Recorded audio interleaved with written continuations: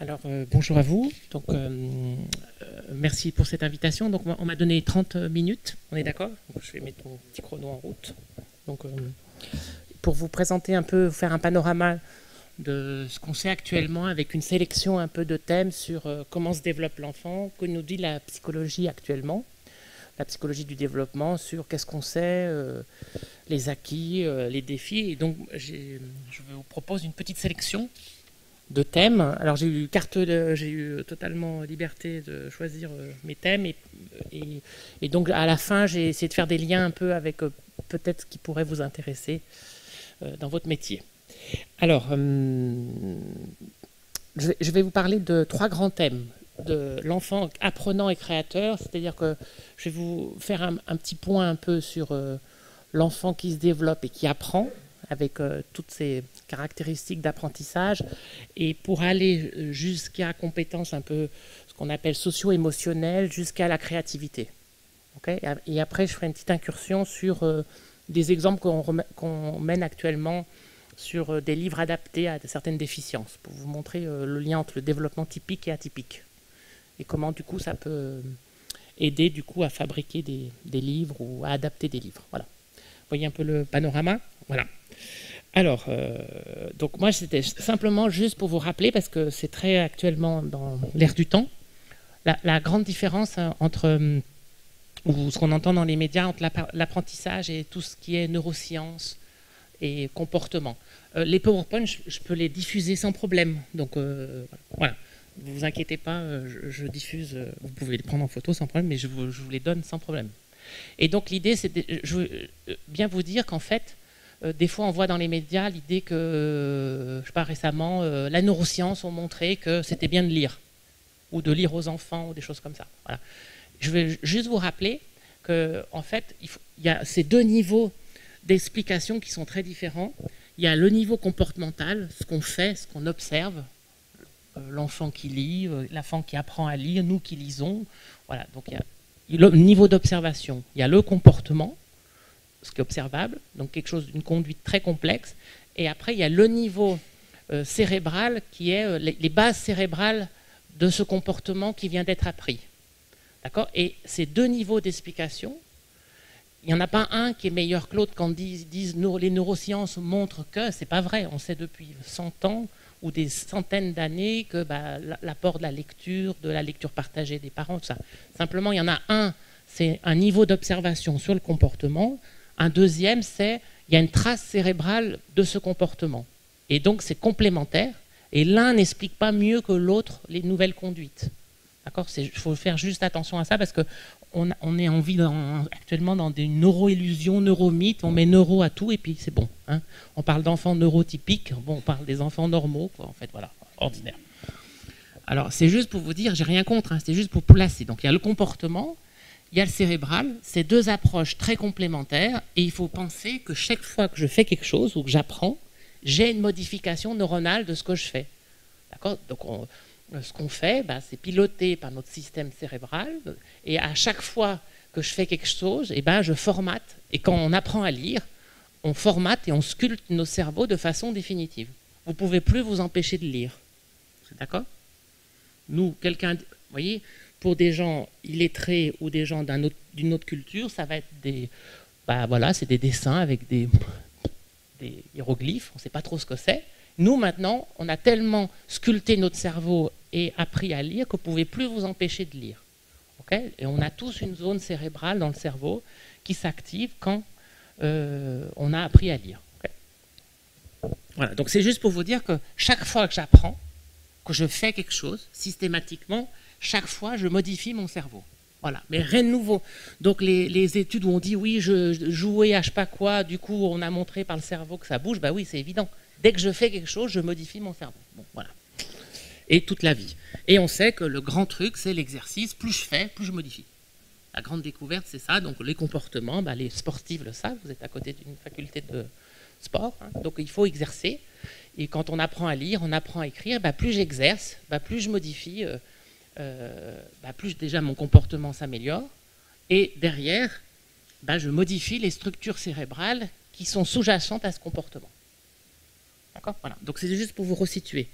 Et par exemple, là, je vous mets des cerveaux. Alors, on m'a prévenu que les PowerPoint c'était technologique, donc il faut que vous me fassiez confiance. Et cerveau de bébé à gauche, cerveau d'adulte à droite. Ben, au début, on a des structures, et puis il y a une petite aire qui, à force d'apprendre, de travailler, de lire du langage oral, du langage écrit, massivement, au bout de 7-8 années à l'école, eh bien, on a une aire cérébrale qui va se spécialiser, qui autrefois n'était pas dédiée à la lecture, qui va se spécialiser et qui va être affectée à la lecture d'un texte. C'est assez... c'est bien, vous voyez bien la puissance de l'impact culturel qu'il y a sur le formatage de notre cerveau. Okay, voilà. Et l'idée aussi, alors premièrement, c'est donc apprentissage, donc bien différencier comportement, trace cérébrale, donc la complémentarité, le fait que je travaille, je modifie. Deuxième chose, il faut bien aussi penser qu'il y a plusieurs formes d'apprentissage. Donc il n'y a pas seulement l'école ou l'instruction ou les adultes qui apprennent. On a tout un tas de modes d'apprentissage qui sont présents dès la naissance et qui sont disponibles chez les bébés tout au long de la vie. Et j'en ai listé 4. L'habituation, l'apprentissage associatif, l'observation, l'imitation, et puis l'instruction, la médiation, tout ce qu'on spontanément on aura envie de dire, et on oublie les 3 premiers. Mais en fait, pensez bien qu'un enfant se développe dans un environnement social, par cet environnement social, et il a plusieurs modes d'apprentissage de cet environnement. Okay, j'ai oublié de vous dire tout à l'heure qu'il faut pas, n'oubliez pas que on est pré-câblé pour apprendre. On a vraiment tout organisme vivant, et en particulier notre espèce, est entièrement dédié à l'apprentissage. Depuis, dès que les systèmes sont connectés, on est porté pour apprendre tout ce qui arrive dans notre environnement. C'est incroyable d'ailleurs, je ne sais pas si vous... Voilà. Et notre espèce, c'est la seule qui va mettre plus de 20 ans à 25 ans à éduquer et à élever nos enfants, et du coup à tout transmettre notre patrimoine culturel. Et ça, alors que dans le règne animal, d'habitude, en quelques mois, c'est réglé. Nous c'est très immature à la naissance, mais quand même avec tout un tas de compétences. Et pendant 20-25 ans, toute notre culture va pouvoir du coup aller s'implémenter dans le cerveau des enfants. D'accord ?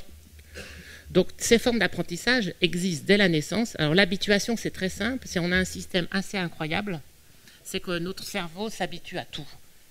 Alors il y a un truc très fort, il est habitué. Pourquoi il s'habitue ? Parce qu'au début, il réagit à toute nouveauté qui est dans son environnement. Même le fœtus fait ça. Donc dès que j'ai quelque chose de nouveau dans mon environnement, je porte mon attention dessus.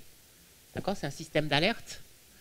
Cette chose-là, si elle se répète, eh ben, j'apprends à ne plus répondre à cette répétition. Parce que j'ai vu que c'était plus dangereux, donc j'apprends. Vous voyez, quand vous rentrez dans une pièce, il y a une odeur.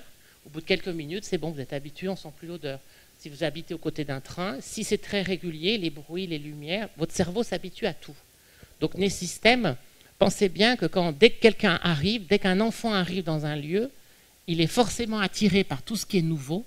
Et s'il vient plusieurs fois dans ce même lieu, il va s'habituer, on ne va plus voir du coup ce qui est... Et c'est très bien, ce n'est pas du tout négatif, parce que ça, du coup, ça lui permet de libérer des ressources attentionnelles qui sont disponibles pour ce que vous voulez vraiment apprendre. C'est pour ça que des fois, on dit aux enseignants, ça ne sert à rien de changer tous les jours, mettre des affiches qui pètent dans tous les sens, mettre des décorations de partout, parce que en fait, vous consommez des ressources attentionnelles des enfants qui sont très limitées. Donc, au début, notre système, il est attiré par tout ce qui est nouveau. Si je sais très souvent, eh bien, j'apprends, donc je ne réagis plus, et ça me permet de me concentrer sur quoi la tâche est prévue. Premier mécanisme. C'est un mécanisme qui existe pour tous nos sens et chez tous les animaux. Donc c'est assez incroyable et c'est très puissant, vraiment.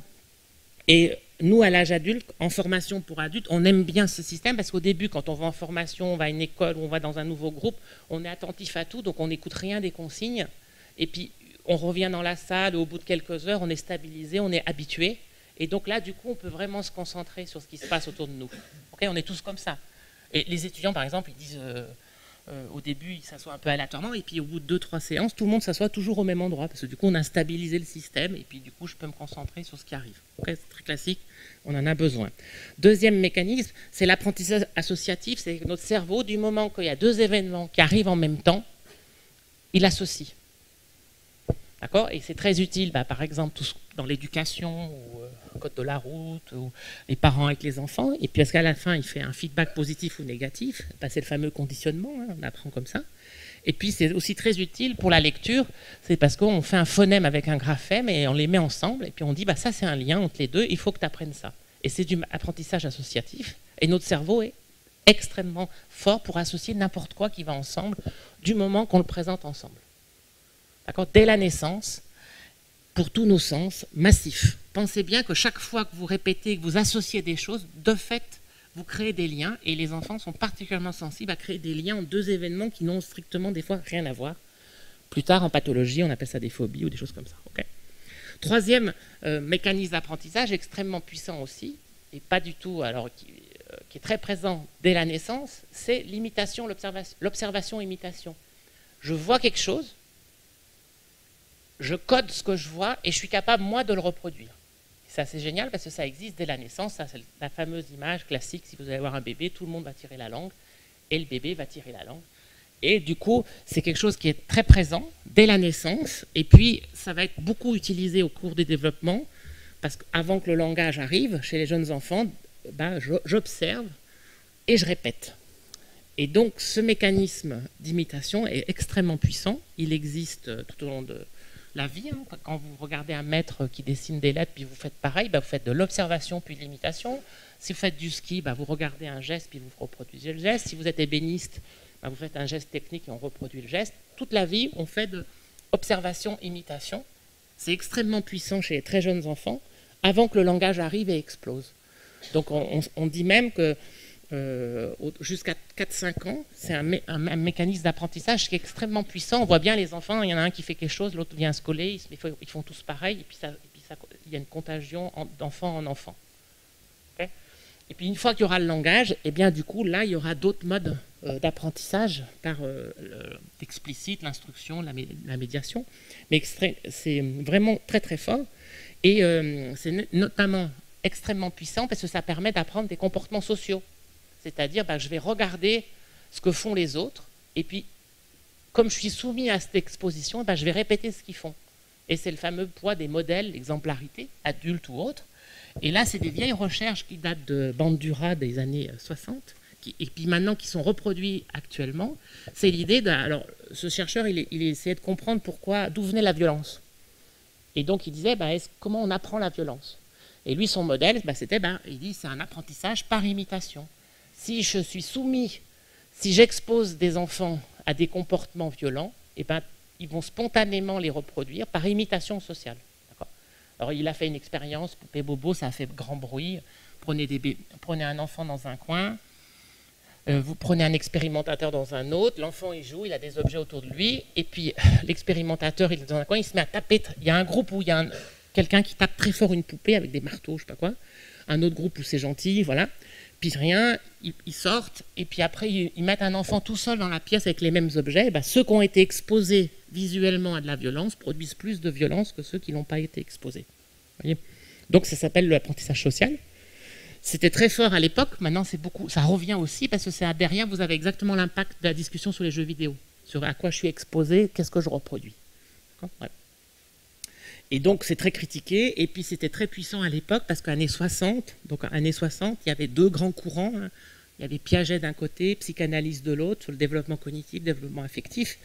Et puis, il y avait aussi les théories behavioristes. Et là, ça contredisait tous ces modèles-là. Vous voyez, les vieux théories qui disaient « j'apprends que par conditionnement, il me faut une récompense ». Là, on montrait que l'enfant, il apprenait simplement en voyant des choses, il reproduisait.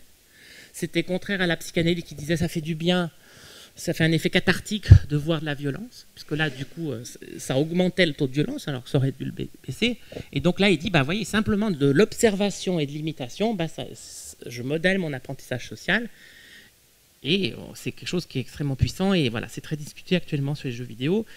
Et l'imitation aussi, sert à apprendre des comportements sensorimoteurs, des comportements cognitifs, des comportements sociaux, mais c'est beaucoup utilisé aussi pour communiquer. Et on sait que les très jeunes enfants, ils se servent de l'imitation comme un mode de communication.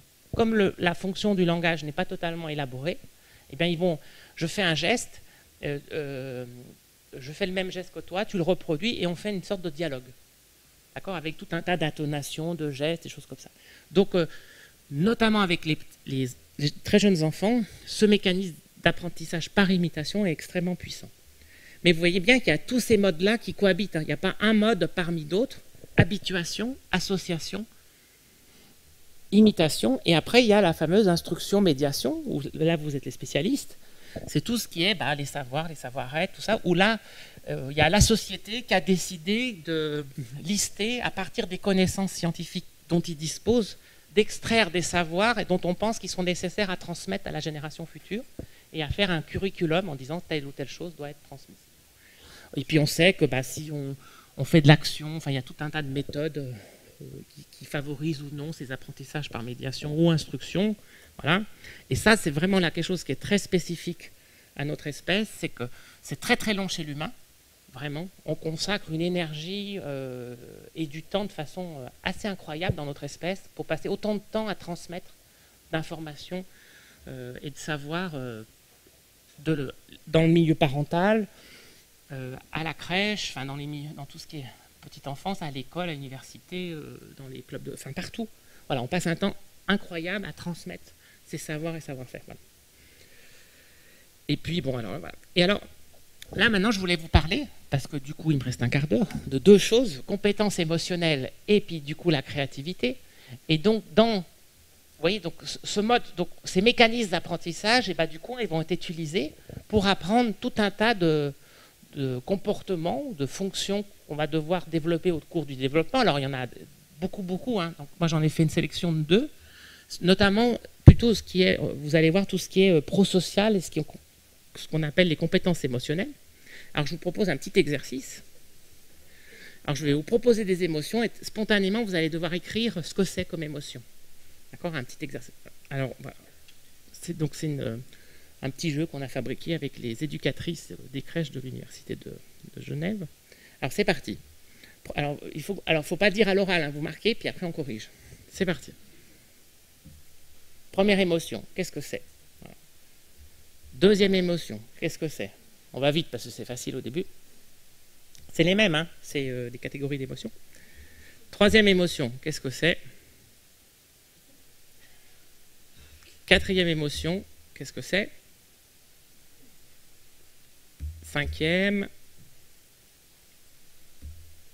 Sixième. Voilà. Alors maintenant, on corrige, puis vous allez faire un score sur 6.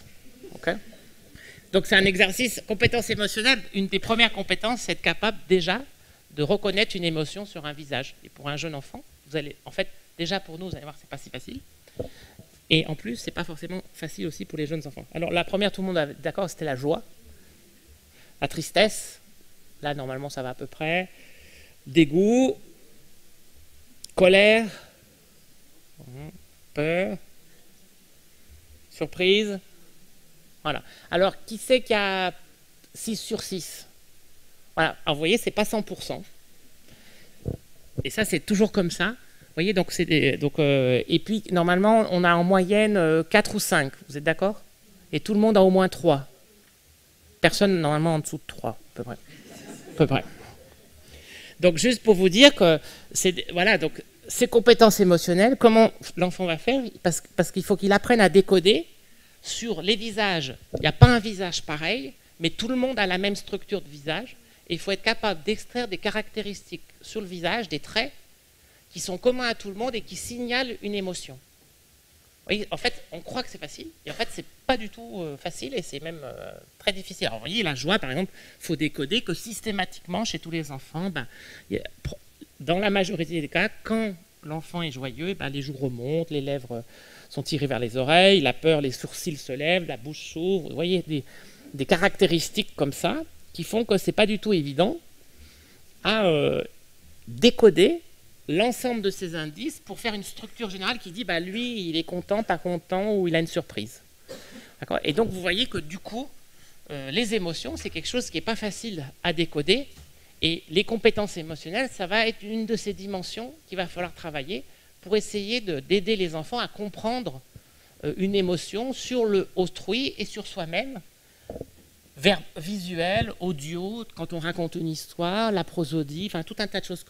C'est tout un tas d'expériences extrêmement difficiles. Alors je ne rentre pas dans le débat des émotions parce que alors là il y a des centaines de définitions de qu'est-ce que c'est une émotion. On a l'impression que c'est simple parce qu'on en parle tous les jours, mais en fait c'est très compliqué. Et disons qu'il y a beaucoup de débats sur le côté est-ce que c'est plutôt les événements périphériques qui créent chez moi l'émotion ou si c'est plutôt moi je fais un processus. Vous voyez, est-ce que j'ai des théories? C'est je vois un ours, du coup ça me fait trembler, du coup j'ai un sentiment de joie ou de peur, suivant sa distance. Et puis soit est-ce que je perçois un événement, et ça c'est plutôt les théories actuelles, et en fait c'est pas l'événement en soi qui provoque ou pas des modifications corporelles, il y a avant un traitement cognitif de la chose. C'est-à-dire que le même événement pourra être traité très positivement pour une personne ou ça sera la joie ou la peur pour le même événement. Donc on rajoute, les théories actuelles rajoutent une dimension d'évaluation de l'événement avant que ça modifie les caractéristiques de mon corps. Mon cœur qui bat, je vais fuir ou me battre ou des choses comme ça. Vous voyez, il y a une évaluation cognitive de cet événement. C'est pour ça que par exemple dans une famille où il y a deux enfants qui ont eu le même événement familial, pour un frère, ça sera vraiment le truc traumatisant, et puis pour l'autre, il dit « Oh, ben moi, ça ne m'a rien fait ». Le même événement. Parce qu'il y en a un qui a fait une évaluation cognitive de cette affaire-là. Donc il y a toujours cette évaluation de cet événement. Est-ce que ça va me provoquer quelque chose ou pas? Et donc ça, c'est très important. Dans les grandes, actuellement, alors il y a un énorme courant de recherche, il n'y a plus de dichotomie entre cognition et émotion. C'est vraiment quelque chose qui sont... Les sciences cognitives et les sciences affectives sont mélangées. On sait que les deux sont intimement liés et qu'on ne peut pas séparer tous les processus cognitifs qui seraient indépendants de toute émotion ou les processus émotionnels qui seraient indépendants de processus cognitifs, comme ça l'a été jusque dans les années 80. Maintenant, vraiment, les deux champs théoriques coexistent et on montre que l'un influence l'autre massivement. Je mémorise mieux en fonction des émotions et réciproquement. Okay, donc là, ce n'est pas le débat. Il faut bien distinguer les émotions primaires, c'est celles que je vous ai proposées, testées, qui sont précablées, quasi innées. Okay, voilà. Des émotions secondaires qui sont culturelles, comme la culpabilité, la honte, la fierté, jusqu'aux émotions esthétiques, quand du coup j'éprouve quelque chose face à une œuvre d'art et que collectivement on est d'accord pour dire qu'on éprouve tous la même émotion.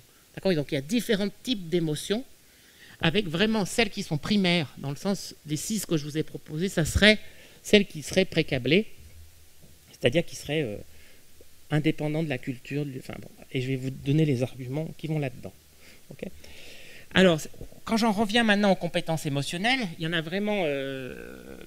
voilà, c'est cette capacité, parce que pourquoi les gens étudient ça? Parce qu'ils s'aperçoivent que c'est extrêmement important pour globalement tous les éléments de la vie, et ceux qui ont des bonnes compétences émotionnelles, bah, globalement tout va mieux, au niveau travail, relations, amour, tout ça, bref.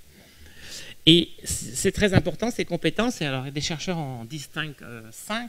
C'est la capacité à identifier, comprendre, exprimer, réguler et utiliser ses émotions. Vous voyez, et c'est quelque chose c'est des choses très différentes parce que je peux très bien identifier des émotions, c'est-à-dire que j'ai reconnu les visages que je vous ai présentés, mais je suis incapable de comprendre les causes de cette émotion, ou je suis incapable de le faire sur autrui ou sur moi. Vous voyez, tout ça c'est différent.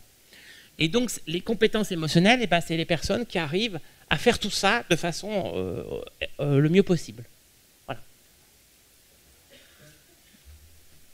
Et il y a plusieurs niveaux. Il y a les connaissances, vous voyez, ce que je sais sur les compétences émotionnelles, ce que je suis en train de vous transmettre. Il y a l'habileté, c'est-à-dire, c'est pas parce que je le sais que je suis capable de l'appliquer. C'est encore autre chose. Et puis après, il y a des dispositions personnelles. C'est-à-dire qu'on a il y a suivant les personnalités, eh bien, il y a des gens qui sont plus aptes à réguler les compétences émotionnelles que d'autres. Et donc, il y a 3 niveaux. Et puis, ben, voilà, le premier niveau, ben, on apprend, on lit. Le deuxième, on le met en pratique, on fait de la métacognition sur ça. Puis le troisième, eh ben, ça va du coup être très lié à ce qu'on a comme disposition propre. Et on sait que ce développement des reconnaissances et des émotions eh ben, va démarrer dès la naissance avec typiquement, une nouvelle conception de l'enfant qu'on a maintenant. Alors, on n'est plus du tout dans les années, jusque dans les années 80, où on avait un bébé pas compétent qui faisait que dormir, manger. Maintenant, on est vraiment sur quelque chose d'un bébé compétent dès la naissance. D'accord, j'explique. Et avec, on est passé d'un bébé réflexe passif à un bébé astronome, scientifique, philosophe, c'est-à-dire qu'il y a une vue et des théories sur la vie. D'accord. Alors, et donc c'est un champ énorme, hein, c'est des centaines de publications qui sortent chaque année dans le monde entier pour montrer justement toutes ces compétences dont le nouveau-né dispose, hein, le J+2. Nous, on travaille même sur les enfants prématurés, pour vous donner une idée, donc qui ont 2 mois d'avance. Et l'idée, c'est que maintenant, on sait qu'il y a tout un tas de choses précablées qu'on montre chez les bébés donc à la naissance, mais ce n'est pas parce que c'est précablé que ça ne bouge pas. Ça va être en interaction complète avec l'environnement, et puis ça va s'exprimer ou pas en fonction de la stimulation de l'environnement. Typiquement, alors vous voyez, les bouquins français, L'être humain, alors ça c'était les théories très nativistes, comment pensent les bébés, puis maintenant on est les bébés philosophes. Vous verrez, je vais vous présenter des bébés qui font la différence entre le bien et le mal. Voilà, donc ça a beaucoup de succès. Là, c'est un petit bouquin que vous pouvez trouver sur mon site web qui est en accès libre. Vous pouvez télécharger sur toutes les compétences qu'on sait actuellement des bébés de J+2, qu'on a étudié à la naissance. Et par exemple, les visages, c'est quelque chose de très fort. Voilà, tout ce qu'on sait, c'est qu'à la naissance, tous nos systèmes visuels est piloté pour aller être attirés par les visages humains. Dès 7 minutes. Vous prenez différentes figurines, tout le monde va regarder, tous les bébés humains sur la planète sont attirés par ce qui ressemble à une structure de visage et sont capables d'apprendre très très rapidement à reconnaître un visage, notamment de la maman, puis du papa, et puis de n'importe quel autre visage. Je parle bien à la naissance, hein. Donc ça, c'est vraiment une prédisposition de notre système qui va s'affiner pendant les premières années. C'est-à-dire que pendant les 3-4 premiers mois, c'est comme pour les phonèmes des langues, les bébés ils sont capables de reconnaître tous les visages de la Terre, tous les phonèmes de toutes les langues du monde entier. Et puis à 7, 8, 9 semaines, en fonction de ce à quoi ils ont été exposés, ils sélectionnent et ils s'affinent. C'est-à-dire qu'en fait, ils ne vont être capables de reconnaître que les visages de leur environnement ou que les sons de leur environnement. Et après, c'est fini, ils ne peuvent plus reconnaître les autres phonèmes ou autres visages qui n'ont pas été présents dans leur environnement. Donc vous voyez bien, il y a ce processus inné et puis qui est paramétré et spécialisé par l'environnement. Et puis, c'est pas, vous voyez, c'est 7-8 semaines et ça va même jusqu'à la fin de l'adolescence où, contrairement à ce qu'on pense, la maturation, tout ça n'est pas du tout fini. Il y a une grande maturation qui est encore en train de se faire. Et même sur les visages où c'est spécialisé dès la naissance, ça mature encore jusqu'à 18 ans. Et nous, maintenant, on est des experts en visage. On a une zone entièrement dans notre cerveau. On a une base cérébrale, hein, où vraiment on a spécialisé une aire qui est entièrement dédiée au traitement des visages. Et ce qui fait qu'on est ultra performant pour reconnaître les visages. Vous vous rendez compte, là, on est 7 milliards, pas un visage pareil, et pourtant on a tous la même structure. Une capacité de reconnaissance incroyable en 100 millisecondes. Donc on a vraiment spécialisé. Alors pourquoi c'est inné? Eh bien, il y a 2 arguments. Alors ça vient de Darwin, hein, ça avait été un peu laissé tomber dans les années 60, quand il y a eu la période culturaliste où les gens pensaient que les bébés naissaient avec des pages blanches, où il n'y avait rien, et puis que c'était toute la culture qui faisait tout. Donc maintenant, on est vraiment dans un truc interactionniste. Hein. C'est à la fois des choses précablées, mais qui vont être modulées, influencées, exprimées par la culture. Par exemple, Ekman, ça a fait sa gloire, il est allé tester ce que je vous ai fait comme exercice. Bon, il l'a fait de façon beaucoup plus systématique. Il est allé tester ça dans plein de cultures différentes. Il a trouvé que c'était reconnu que ce soit aux États-Unis, au Brésil, au Chili, au Japon, voilà. Tout le monde reconnaissait les mêmes émotions avec des petites variations. Voilà. Et que lui, il a proposé que ces 6 émotions de base étaient vraiment quelque chose, des émotions universelles. C'est toujours en débat. Alors pour vous donner très vite, il y a 2 façons de tester l'universalité de ça. On va étudier les aveugles de naissance ou les bébés. Et là, on a fait une revue de questions il n'y a pas longtemps, donc cet été, et on a regardé si les aveugles de naissance, qui n'ont jamais vu, produisaient les expressions émotionnelles comme nous. Et c'est le cas. C'est-à-dire qu'en fait, si vous regardez comment un aveugle exprime les émotions, eh bien, il mobilise les mêmes structures musculaires pour exprimer les émotions comme nous. Donc, ce qui ne veut pas dire... Vous voyez, par apprentissage et imitation, on module. Par exemple, les émotions secondaires ou esthétiques, c'est modulé par son environnement. Mais sur ces émotions de base, c'est les mêmes. Donc, ce qui est un argument pour dire que c'était, voilà. Alors, les techniques, il a étudié les expressions émotionnelles des Jeux Olympiques, quand ils gagnaient, perdaient, tout ça, voilà. Voilà. Et puis, juste pour vous dire, chez les bébés, c'est pareil. Alors, je vous passe un peu les détails, mais l'idée, c'est qu'on teste ça en laboratoire pour savoir que, à partir de 6-7 mois, les bébés sont capables de discriminer les principales émotions fondamentales faciales. Donc, vraiment quelque chose de très précoce qui va se moduler. Ensuite, je vais vite parce que je suis carrément à la bourre. C'est pas parce que vous voyez, c'est pas parce que vous reconnaissez les émotions que vous êtes capable de les interpréter. Et là, il faut attendre 10-12 mois pour savoir faire ça. Et ça, il y a les chercheurs qui ont fait ce qu'on appelle la valise visuelle. Je montre toujours ça. Donc, vous allez voir.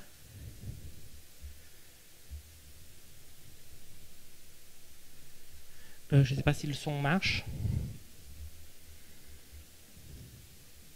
Donc c'est lui qui a eu le... Bon, alors, c'est pas grave. Je vous explique. Ah, c'est pas dans le bon bouton. C'est possible.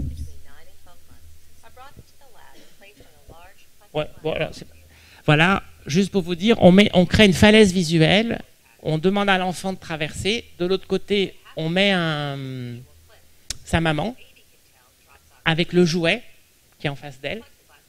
Et puis, elle doit faire une émotion, soit positive, ça veut dire tu crains rien, tu peux y aller, ou négative, attention, c'est dangereux. Voilà, le bébé a bien perçu à 12 mois que c'était dangereux, donc il faut être capable de discriminer voilà, le jouet, la maman, et le bébé dit j'y vais ou j'y vais pas. Danger, et là, la maman lui dit sourire versus pas sourire. Vous voyez, pour savoir si je discrimine l'émotion, mais est-ce que je l'interprète? Voilà, vous voyez un peu l'idée. Voilà, donc c'est une super idée d'expérience. Alors je vais très vite. Et l'idée, c'est que quand l'autre côté, là, on a perçu la joie, il y en a 75 qui traversent.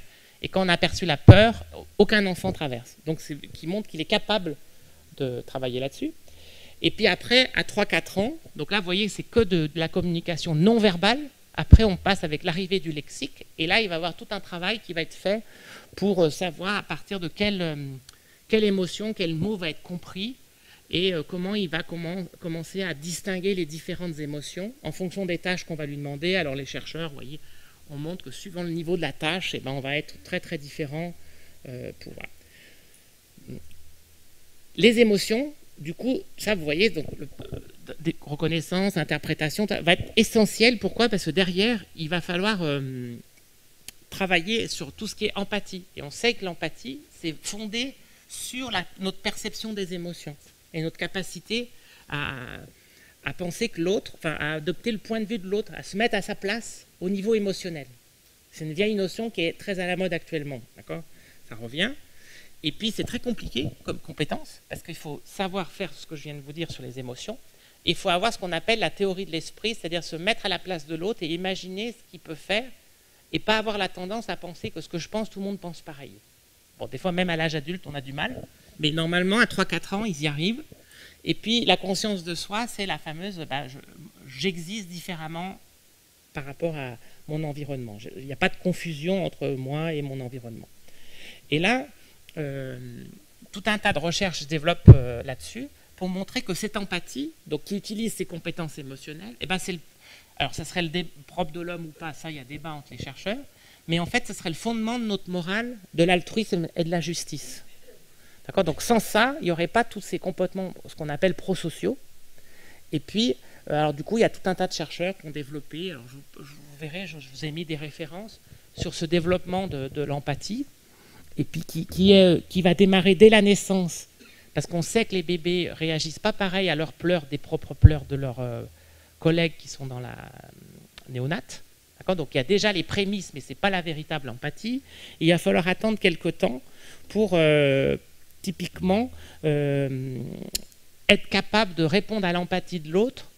Et alors au début, on est plutôt, vous savez, il y a la grande tendance égocentrique puis allocentrique. Donc là, l'enfant, il va sentir que son collègue est en détresse, mais du coup, comme il a un point de vue égocentrique, il n'a pas encore une théorie de l'esprit très développée, par exemple, il va lui donner son doudou ou il va chercher sa maman. Vous voyez, il n'a pas pris le point de vue de l'autre. Et puis, il va falloir attendre plus tard, 6, 7, 8 ans, où là, du coup, il se dit, bah tiens, l'autre, il pleure, il est en détresse, je comprends, j'ai repéré son émotion, je l'ai identifiée, je l'ai comprise, et je sais ce qu'il faut pour la réguler, je vais chercher son doudou, ou sa maman, ou sa maîtresse. Vous voyez ce bascule? Voilà. Et puis, 10, 12 ans, j'arrive au collège, et puis là, du coup, je vais être en empathie, pas forcément avec ce qui arrive autour de moi, mais avec ce qui peut arriver dans le monde, indépendamment de ce que je vois là concrètement. D'accord? Et c'est ce qu'on appelle l'empathie, alors au-delà de la situation. Et c'est là où il va y avoir des enfants qui vont vraiment être touchés par ce qui se passe, la famine au Yémen ou autre, en disant, bah, là, il se passe quelque chose, il faut que je fasse quelque chose. Vous voyez, cette capacité à se mettre à la place de l'autre, même si je ne l'ai pas sous les yeux. Et ça, c'est le début de l'adolescence, où on est capable d'imaginer d'autres mondes, qu'il y a d'autres possibles que ce qui existe. Voilà. Et juste pour vous dire que c'est le fondement du social, parce que ça vient même, alors c'est ce que je vous racontais, c'est très important parce que même à partir de 6, 7, 8 mois, les bébés font la différence avec des situations. Là, vous voyez, on présente des situations où il y a, il y a une marionnette qui veut grimper une montagne, et puis il y a un gêneur et un helper. Et le carré, c'est le gêneur, lui, il veut empêcher le grimpeur, donc le rond, et puis il y a le triangle qui veut plutôt l'aider. Et quand on présente ces situations-là, bah, c'est assez incroyable, c'est que les bébés, ils préfèrent ceux qui aident que ceux qui gênent. Et ça marche déjà à partir de même 6, 8, 10 mois, et ça a été pas mal reproduit. Et c'est vraiment des interactions sociales, parce que dès que vous mettez les marionnettes, vous enlevez les yeux, donc ils ne reconnaissent plus comme un visage, ça ne marche plus comme effet. Donc ça, c'est génial. Et donc les gens disent, bah, voyez, on a déjà les prémices de notre morale, justice, de ce qui est bien, pas bien, est-ce que je préfère pas. Et puis après, on a tout. Alors, vous savez, je vous passe, ça c'est à partir de 7, 10 mois. Il y a des gens qui montrent, je ne sais pas si vous connaissez ces fameuses expériences, de l'altruisme et 18 mois, où on sait que par simplement situation où l'autre est en difficulté, ben, les enfants, sans consigne explicite, sans apprentissage, eh ben, ils comprennent l'intention et ils aident. Tous.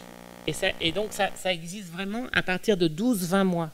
Donc je comprends la situation et je peux aider spontanément. Voilà. Bon, après, l'expérimentateur passe vraiment pour en difficulté. Alors si je fais tomber tout un tas, voilà, spontanément ça marche. Et puis vous savez la fameuse, bon bah ah oui, mais là je viens de, je peux pas vous faire, je vais vous le raconter. Parce que c'est la RTS et ici je ne peux plus ouvrir, il y a saisonné. Et donc en Suisse je ne peux pas faire du France 2 et ici je ne peux pas faire de RTS. Je sais pas, vous le savez, dans les trucs d'information, donc là je ne peux pas vous l'ouvrir. Alors en fait, c'est coopération de la justice, c'est vous mettez deux enfants qui doivent résoudre une tâche commune, par exemple prendre une boule et puis la mettre dans un trou. Okay, et bien si ils tirent sur une corde chaque côté, donc c'est une expérience de coopération. Okay, et puis, une fois qu'ils ont réussi la tâche, ils ouvrent les gobelets, ils ont une récompense. Et nous, les chercheurs, ils trafiquent la récompense et ils font une récompense inéquitable. C'est-à-dire qu'il y en a un qui a 5 bonbons et l'autre qui en a 2. Et on regarde spontanément ce qui se passe. Et les chercheurs montrent qu'à partir de 3 ans, quand vous avez fait bosser les enfants ensemble, d'accord, sur la même tâche, et que vous leur donnez une récompense inéquitable, ils se partagent tous spontanément. Contrairement à quand il y a 2 tâches où ils sont en compétition, là, ils ne partagent pas. Et ça, c'est une spécificité humaine, ça ne marche pas chez les chimpanzés. Et donc, ça a fait... Donc, alors, il faut que je trouve un autre lien pour trouver le reportage qu'il y avait sur France. Et puis, du coup, juste pour vous dire que cette coopération, ce sens de la justice, eh ben, un des facteurs qui module ça, c'est justement d'avoir bossé ensemble et d'avoir fourni un effort et d'avoir vu l'autre qui avaient les mêmes émotions que moi et des choses comme ça. Okay, voilà, et puis j'ai quasi fini, c'est tout bon. Et puis on sait que c'est très important, mais ça c'est à l'école où on peut entraîner ses compétences émotionnelles. Et on sait que par exemple, nous on a fait ça avec des écoles autour du lac de Genève, sur France. Et à partir de 6-7 ans, avec 7-8 séances par semaine, en travaillant avec des ouvrages, tout un tas de choses comme ça, et bien on arrive à travailler sur les compétences émotionnelles. Je vous ai parlé un tout petit peu des aveugles. Donc, juste pour vous dire que là, il y a le problème, on fabrique avec... l'idée, c'était de se dire comment je fais pour... je prends des albums pour enfants, pour les enfants déficients visuels, comment je fais pour qu'ils soient accessibles, puisqu'on sait que les images tactiles, les images visuelles, c'est très compliqué. Et actuellement, on a travaillé avec le Muséum d'Histoire Naturelle de Toulouse, où on a fait un guide pour concevoir des livres multisensoriels, mais avec le design participatif. C'est-à-dire qu'on a utilisé la participation des enfants aveugles et des professionnels adultes, et on a fabriqué un manuel qui correspond à une exposition du Muséum d'Histoire Naturelle. Et il est accessible, je vous le donnerai, où on vous raconte tout ce qu'est la démarche de comment appliquer du coup ce qu'on sait sur la perception, comment marche le développement, les émotions, mais à un public spécifique qui sont les enfants déficients visuels. Et du coup, comment fabriquer ces livres, on voit pas grand-chose, mais il y a le guide que je vous mettrai dans le PowerPoint. Et j'ai fini et je suis à la bourre, je suis désolé. Voilà.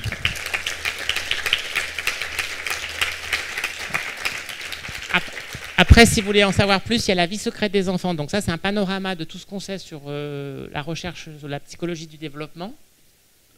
Ça, c'est le truc de base pour vous réactualiser chez Odile Jacob. Et là, plus le deuxième qui est plus technique sur la main, le cerveau, le toucher. Et puis, il y a celui qu'on a édité chez l'éditeur spécialisé Les Doigts qui rêvent à Talent, où c'est un bouquin anglais qu'on a traduit en français pour qu'il soit accessible à la communauté aveugle. Voilà. Merci beaucoup, Monsieur Jeantaz. C'était passionnant. J'ai vu passer beaucoup d'émotions là sur les visages. J'aurais dû faire des photos, ça permettre de renouveler votre test. Mais en tout cas, c'était tout à fait passionnant. Ça donne l'idée qu'il y a de quoi construire une journée entière là-dessus plutôt. Et ça peut nous donner des idées pour les années à venir. Alors peut-être quand même que même si on a pris un peu de retard, que les uns ou les autres vous avez des questions à poser, soit à Édouard Jeantaz, soit à Thierry Clair, avant une courte pause. J'aurais pas dû parler de la courte pause parce que du coup il faut... Il y a l'attrait du café qui est puissant. Là. Je dois dire que c'est quand même extrêmement intéressant de voir comment se construisent toutes ces étapes et je pense extrêmement enrichissant pour réfléchir nous-mêmes après à la construction d'actions en direction des enfants et adaptées aux différents âges. Et ça, je dois dire que c'est très très riche. Oui, il y a une question ? Oui, j'ai une question qui peut-être intéresse nos deux... Est-ce que simplement je peux vous demander de vous présenter, ce qui nous permettra de savoir d'où vous parlez. Voilà. Je suis bibliothécaire à la Maison du Livre, de l'Image et du Son à Villeurbanne. Et je vous ai bien écouté. Ça m'impressionne la prise de parole. J'espère que je vais y arriver. Il y a une chose qui m'inquiète. Vous avez dit que c'était stimulant pour les enfants, probablement la remise du diplôme qui certifie leur capacité de lecteur. Et il y a quelque chose qui m'inquiète, c'est sur l'âge. Vous avez parlé à la fin du CP, on va mettre en place cette cérémonie. Or, si on écoute bien l'intervenant suivant, on a l'impression que les traces dans le cerveau sont plus tard, vers 8 ans, vous avez dit, vous, que ça commençait à imprégner le cerveau plus tard. Bref, ce que je veux dire, c'est que moi, en tant que bibliothécaire, on voit bien qu'il y a des enfants qui, à 5 ans, savent lire, d'autres à 4 ans, d'autres à 6 ans, 7 ans, 8 ans, 9 ans. Et voilà, je voulais savoir si cette remise de diplôme allait évidemment tenir compte de cette singularité, en fait, et ses capacités. Voilà, merci, vous m'avez comprise. Oui. Donc je vais peut-être faire la première partie de la réponse. Oui, allez-y. Pour dire effectivement que ce n'est pas un diplôme, hein, ce sera une carte de lecteur, une carte d'abonné, hein, donc vraiment la petite carte aux couleurs de la collectivité territoriale. Hein. L'idée n'est pas que l'État impose un modèle unique, c'est vraiment valoriser l'action de la bibliothèque territoriale par rapport en fait à son public. Au niveau effectivement de l'âge, c'est vraiment une question, quand on a dialogué avec la commission jeunesse de l'ABF, c'est vraiment la première question qui nous a été posée, c'est celle effectivement il y a 2 questions qui ont été posées. C'est la question de la tarification, en disant qu'effectivement, on partait du postulat que pour les jeunes, c'était gratuit, mais ce n'est pas forcément gratuit pour tous les jeunes, en fait. Il y a quelques collectivités encore qui résistent à la gratuité pour les jeunes, donc ça posera la question effectivement aussi d'inciter les collectivités qui n'ont pas une tarification gratuite à le faire. Donc c'est aussi la promotion effectivement de la gratuité. Et l'autre aspect, c'était l'âge, puisqu'effectivement la commission ABF a pointé le fait qu'il fallait peut-être positionner cette remise un peu solennelle de la carte de lecteur au moment en fait du décrochage, ou là où il faudrait justement éviter que ça décroche, plutôt effectivement 12 ans, 13 ans. Donc là, c'est en discussion. Hein. C'est-à-dire qu'on n'a pas de doctrine là-dessus. C'est plus le fait que, contrairement à d'autres pays, on scénarise moins certaines étapes en fait, dans la vie de l'enfant. Et d'un point de vue éducatif, il est vrai que nos homologues, en fait, côté éducation nationale, avaient identifié la fin du CP comme étant un moment un peu charnière, où on voit l'enfant évoluer. Hein. Je ne dis pas qu'il maîtrise à la fin du CP, les tests encore récemment montrent qu'il y a un petit souci, mais il y a vraiment l'enfant, tout d'un coup on le voit dans les émotions, est tout surpris en fait de réussir à décrypter, à déchiffrer, à avoir une certaine autonomie par rapport au livre. Ça ne veut pas dire effectivement par rapport à l'exposé qu'il y a l'empreinte cérébrale, mais il y a vraiment un goût de la lecture qui apparaît de par l'autonomie que l'enfant peut commencer à développer, peut commencer. Hein. Voilà, mais tout est en discussion, hein, c'est-à-dire que c'est une idée qui est présente en fait dans l'ouvrage, dans le manifeste à l'école des arts et de la culture, mais c'est à nous de le mettre en œuvre en fait, en quelque sorte, et de voir que chaque collectivité s'en empare en quelque sorte et voit à quel moment les élus, la bibliothèque, les acteurs éducatifs voient le bon moment en fait de cette remise de carte. En fait, c'est la question. Beaucoup d'enfants sont abonnés aujourd'hui à la bibliothèque, mais par leurs parents en fait, en quelque sorte. Il n'y a pas un acte volontaire, c'est vraiment là-dessus qu'on voudrait travailler. Hein. Mais vraiment, il n'y a pas de... la discussion est encore ouverte avec l'ABF. On n'a pas encore mis en place le groupe de travail qui permet de trouver les modalités de mise en œuvre. Et on n'a pas encore associé les associations d'élus. Il faudra aussi convaincre les associations d'élus, l'AMF, la FNCC, de faire en sorte que ce dispositif se répande et puisse effectivement avoir un sens. Alors, moi, je n'ai pas assisté, désolé, à la première intervention. Alors, moi, au niveau, quand je disais 7-8 ans, en fait, il faut penser que tout ce qu'on fait a des effets sur notre cerveau, mais normal, d'accord, et que cette zone adulte qui est dédiée à la lecture et qui arrive tardivement parce qu'il faut l'exercer une fois qu'on est un lecteur automatique. Mais c'est totalement à dissocier de savoir comment vous voulez trouver un levier qui va aider l'enfant à retourner, à continuer plutôt à aller à la bibliothèque. Ça, c'est autre chose. Alors après, l'idée, j'imagine, si vous voulez valoriser, c'est de créer une émotion positive pour que du coup, le contexte dise c'est bien d'aller. Mais on a le même problème à l'université. Les étudiants, ils lisent quasiment plus de bouquins. D'accord ? Donc, c'est quelque chose qui... Voilà. Donc moi, je suis là, j'ai fait même un éditorial où je dis même maintenant que moi, je réimpose des bouquins à lire. Vous voyez, parce que maintenant, la tendance est articles scientifiques, numériques, donc c'est ultra spécialisé, mais les grands essais, tout ça, les collègues bibliothécaires qui sont même à l'Uni, ils ont les mêmes soucis. Hein. Les gens ne vont pas spontanément, retournent plus, donc parce que tout est évidemment en électronique, mais ce n'est pas très grave, du moment qu'ils lisent. Mais ce n'est plus les ouvrages qu'ils lisent, c'est des articles ultra spécialisés. Et donc, l'idée, c'est comment faire qu'ils aient une culture générale sur un thème et tout ça. Alors moi, j'ai commencé à remettre les livres qu'il faut avoir lus dans sa vie quand vous faites psycho, des choses comme ça. Et j'ai fait du feedback positif, négatif, conditionnement. Hein. Moi, j'ai fait deuxième méthode. Et première année, vous avez 4 livres au choix. Vous devez forcément en lire un. Je vous interroge dessus à l'examen. Puis ils lisent tous. Et quand je fais les feedbacks 1 an ou 2 après, ils disent au moins, j'ai lu un livre de psycho pendant l'année.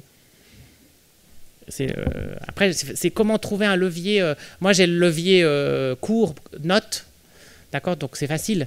Mais quand vous êtes acteur public et comment inciter les gens qui, de leur propre chef, comment on continue à aller, c'est autre chose. Il faut trouver des leviers symboliques et émotionnels qui fait que c'est valorisé de faire cette affaire-là. Et donc, si c'est une bonne émotion au moment où je remets ma carte, du coup, on fait le pari que ça sera codé positivement, donc il sera plutôt content d'aller à la bibliothèque après. J'imagine ce pari-là. Voilà, après, il faut trouver les leviers et c'est pas facile. Alors, une question rapide et Bonjour, une réponse oui. rapide. J'avais une question, je voulais savoir ce que vous pensiez de l'arrivée du numérique dans les bibliothèques, les tablettes et les jeux vidéo. Alors, il y a 2 niveaux. Il y a l'outil en tant que tel, et puis après, il y a les contenus de l'outil. D'accord. Dans les bibliothèques, je veux dire, nous maintenant à l'Uni, on travaille que plus, enfin, à part quand on avait besoin d'aller chercher les articles historiques des années qui n'ont pas été numérisés, mais maintenant tout passe par réseau. On va quasiment plus à la bibliothèque en fait. Hein. À part pour trouver un espace de travail, avoir un Wi-Fi, les étudiants ils vont travailler, ils ont chaud, ils ont un Wifi, mais l'accès au domaine, tout est en numérique en fait. Voilà. C'était plutôt par rapport aux enfants et aux tout petits en particulier. Alors toujours pareil. Alors qu'est-ce que vous appelez tout petit? Dès la naissance en fait. Alors, d'accord. Alors, à la bibliothèque municipale de Lyon, il y a des tablettes pour les enfants à partir de 3 ans. D'accord, mais à partir de 3 ans, donc c'est pas naissance. À partir de 3 ans. Après, les parents qui le souhaitent et accompagnent leur enfant sont autorisés à utiliser les tablettes. Et je voulais savoir si ça pouvait avoir un impact négatif. Et également, il y a certaines bibliothèques qui proposent du jeu vidéo en plein milieu de la bibliothèque. Est-ce que des jeux vidéo serious game ou des jeux vidéo idiots? Après, il y a l'outil en lui-même. Donc, comment après, j'ai le rapport. Donc, c'est la fameuse. Je veux dire, ça, c'est la plainte des pairs en massif. C'est comment je contrôle l'écran et comment j'arrive à doser. C'est-à-dire, pas que ça soit un excès. Et ça, c'est toute la difficulté quand on est parent. Parce qu'il y a des enfants qui disent interdis-moi, j'arrive plus à me contrôler. D'accord. Donc, vous savez qu'il y a les recommandations, hein, pas d'écran sous 3 ans, normalement. D'accord. Il y a tout un tas de recommandations des associations de pédiatrie qui disent il y a des consignes dans les familles, à partir de 8 heures on éteint tout, il y a les moments des repas, c'est en veille, on débranche tous les écrans, parents y compris, pour donner l'exemple, parce qu'il y a le processus d'imitation, observation, hein, parce que les parents qui râlent, ils sont encore pires au repas avec eux, hein, d'accord. Donc il y a aussi ça. Donc moi je suis pas contre, je suis pas pour, ça existe, de toute façon il n'y a pas le choix. Maintenant ça va être tout, comment vous allez éduquer pour qu'ils en aient un bon usage de l'outil en tant que tel. Et deuxièmement, vous avez le choix, par contre, sur les contenus que vous pouvez donner accès ou pas. Et c'est là votre responsabilité.